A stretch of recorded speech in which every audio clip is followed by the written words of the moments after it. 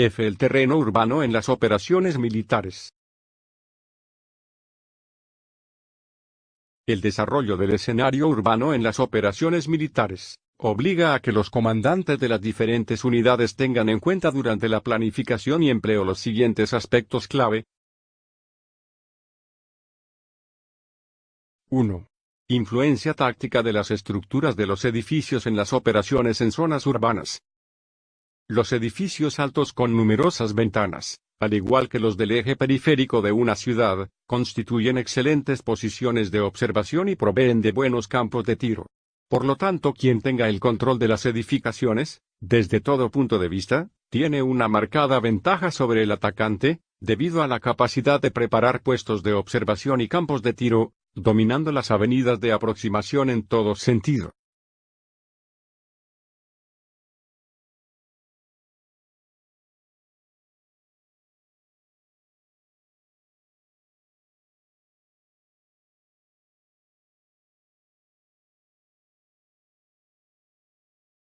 A.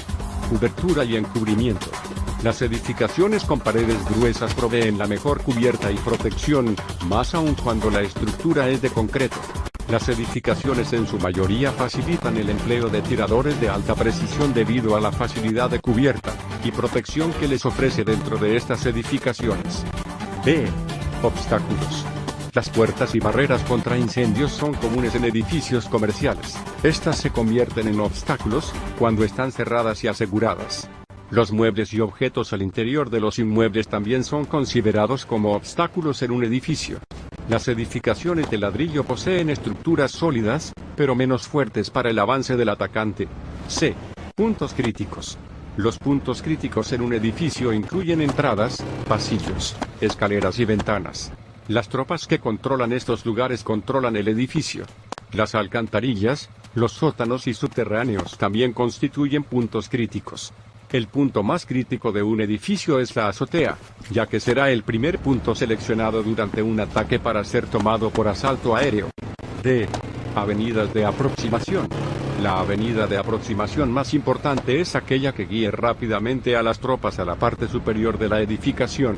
Si no se cuenta con estas rutas, las tropas atacantes deben usar las escaleras como la mejor vía de aproximación. 2. Análisis del impacto táctico de los tipos de construcción en las operaciones militares. Es de vital importancia determinar en las diferentes ciudades y poblaciones el tipo de construcciones existentes. Estas características desencadenarán un grado de impacto en la planificación y el desarrollo de las operaciones militares que se puede ejecutar.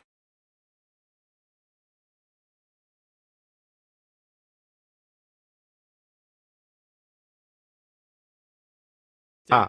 Áreas de construcciones estrechas. Es un tipo de construcción en donde los edificios se ubican estrechamente cercanos unos de otros y separados por calles angostas. En las áreas urbanas más grandes, estas construcciones están presentes en los centros históricos. Análisis táctico. 1. Movilidad.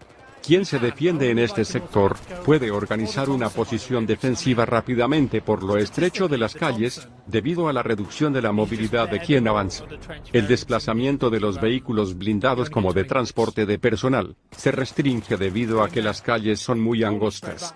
El movimiento de la infantería por estas calles es una limitación.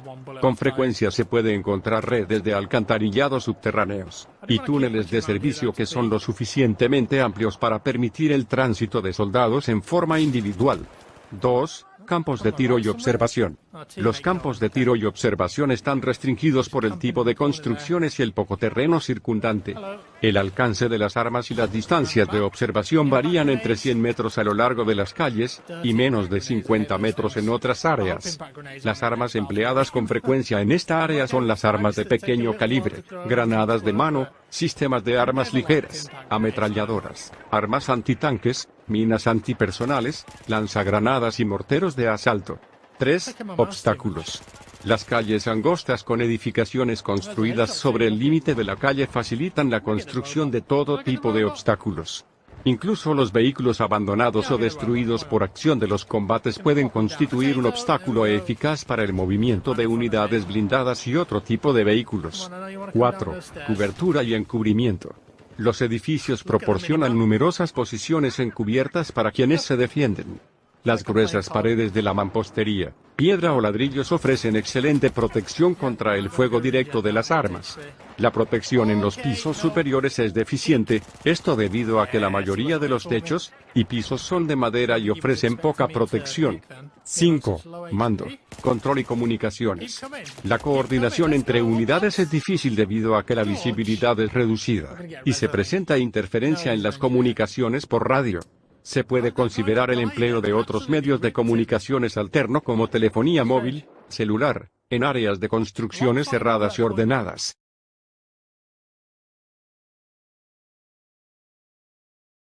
B. Áreas de construcciones abiertas. Las áreas de construcciones abiertas y ordenadas normalmente se encuentran en las áreas circundantes a la zona central de las ciudades. Estas áreas están constituidas por edificios de tipo residencial y comercial. Las calles en esta área están diseñadas para el tránsito vehicular, son de 2 carriles, en algunos casos, con sentido bidireccional. Análisis táctico. 1. Movilidad. Los vehículos blindados se pueden desplazarse con mayor rapidez. Para las tropas de infantería que atacan, el interior de los edificios brinda rutas excelentes de movimiento y buena cobertura. 2. Campos de tiro y observación. Estas estructuras facilitan tanto al que se defiende como al que ataca, el empleo de armas pesadas de fuego directo. El empleo de tiradores expertos es una gran ventaja para el defensor o atacante. 3. Obstáculos.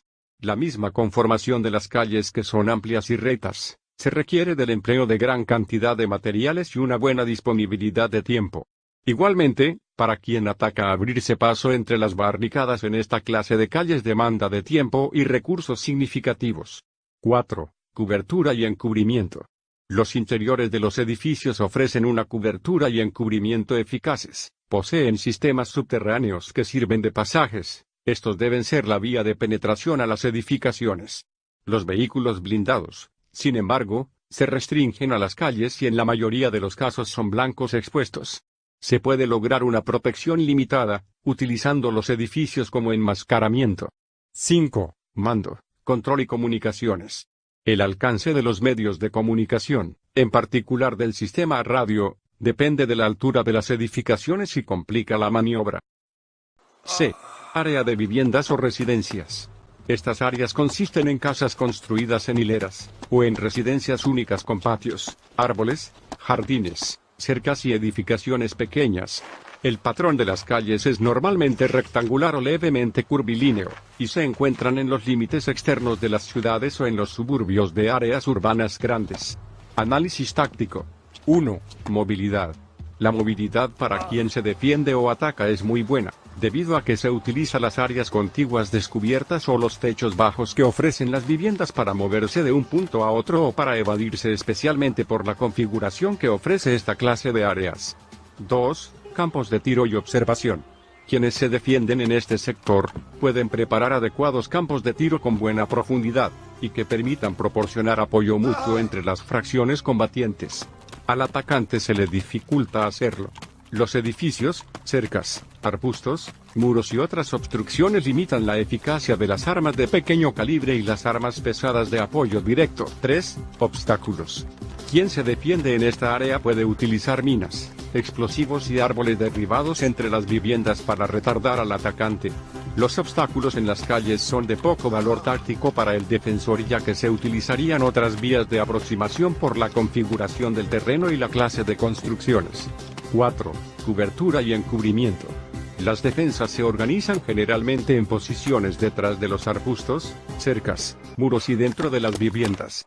Las tropas atacantes pueden disponer de cobertura una vez que hayan penetrado a un edificio o a una casa. Para el movimiento entre los edificios se debe usar la cobertura ofrecida por los muros y las cercas, a la vez que se deberá aprovechar el encubrimiento ofrecido por la vegetación del entorno. 5. Mando, control y comunicaciones. La densidad de los edificios pequeños y de las casas no afectará mayormente el mando y el control tanto a la defensa como al ataque. Las comunicaciones no sufren interferencias graves en esta zona. No se reduce la coordinación por radio para el empleo de los fuegos, pero se restringe la observación hasta alcanzar las edificaciones altas.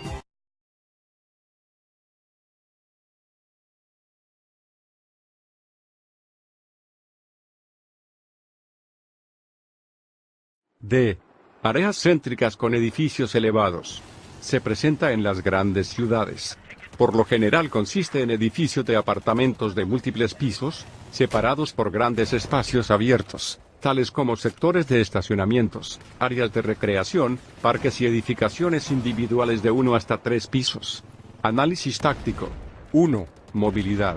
La movilidad de quien se defiende se ve restringida a hacerlo entre los mismos a través de ser necesario se utilizará explosivos para abrir brechas y asegurar el movimiento entre los edificios. 2. Campos de tiro y observación. Los campos de tiro y observación son excelentes para las tropas una vez que se alcance las altas edificaciones. En esta zona, quienes se defienden, tienen una excelente ventaja en el uso de tiradores expertos especialmente por la ubicación y la altura de los edificios. 3. Obstáculos. En esta zona es indispensable disponer de material y tiempo para poder construir obstáculos considerables, a fin de estructurar posiciones defensivas sólidas, por ello lo más adecuado es su construcción cerca de los edificios, y en los primeros pisos para detener el avance de la infantería. En las áreas descubiertas entre los edificios el empleo de minas es lo más frecuente siendo un peligro latente para el atacante. 4. Cobertura y encubrimiento. Quien se defiende cuenta con una importante cobertura contra los fuegos directos de armas orgánicas, particularmente por el espesor de las paredes y el material de la construcción.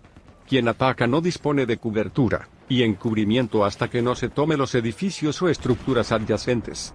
5. Mando, control y comunicaciones.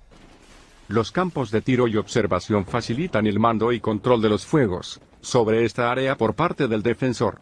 El terreno no complica las funciones de mando y control fuera de los edificios. Las comunicaciones entre las unidades de apoyo y las unidades de maniobra fuera de los edificios no se verán restringidas.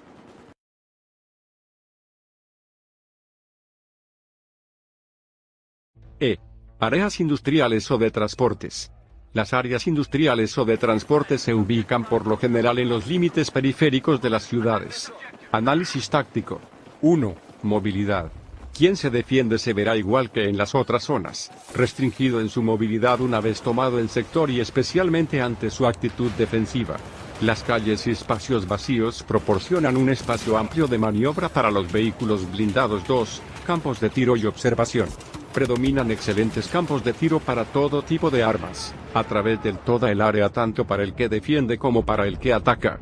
La observación sobre el área total facilita el empleo de fuegos indirectos y el apoyo aéreo cercano. 3. Obstáculos.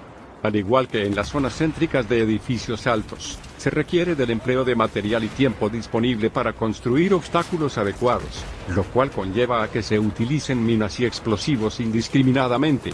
4. Cobertura y encubrimiento. El defensor tiene la posibilidad de protegerse en los edificios, y por la misma estructura se facilita el encubrimiento. Un ataque se ejecutará en esta área con las mismas condiciones que en la zona central de edificios altos. 5. Mando, control y comunicaciones. Para el defensor una buena observación y campos de tiro, en edificaciones de poca altura, facilita el control de su personal. Las comunicaciones no sufren fuertes deficiencias y se puede emplear con cierta seguridad.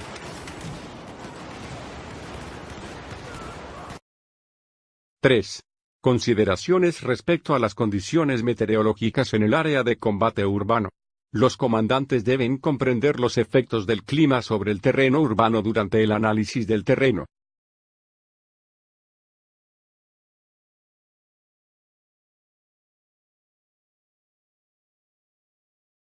A. Visibilidad. La noche y los períodos de visibilidad reducida, incluso, niveles de niebla, tormenta o lluvia establecen a la sorpresa actúan a favor de las fuerzas y le permiten aprovechar para la infiltración. Sin embargo, se presentan dificultades en la navegación por la noche en un terreno restrictivo, sin puntos de referencia y en las proximidades de la amenaza. B. Viento. Las condiciones de viento frío no son tan pronunciadas en las áreas urbanas. Sin embargo, la configuración de las calles, especialmente en orden estrecho contiguas y aquellas áreas de alta densidad estructural, puede causar la canalización del viento. C. Precipitaciones. La lluvia a menudo inunda alcantarillas, sótanos y áreas subterráneas en general. La lluvia también hace que las avenidas o calles de tierra sean peligrosas o de difícil acceso. D. Temperatura y humedad. Los cambios en la temperatura como consecuencia de las inversiones de aire también pueden afectar a lugares de interés táctico considerando los períodos de cruce de templado a frío y viceversa.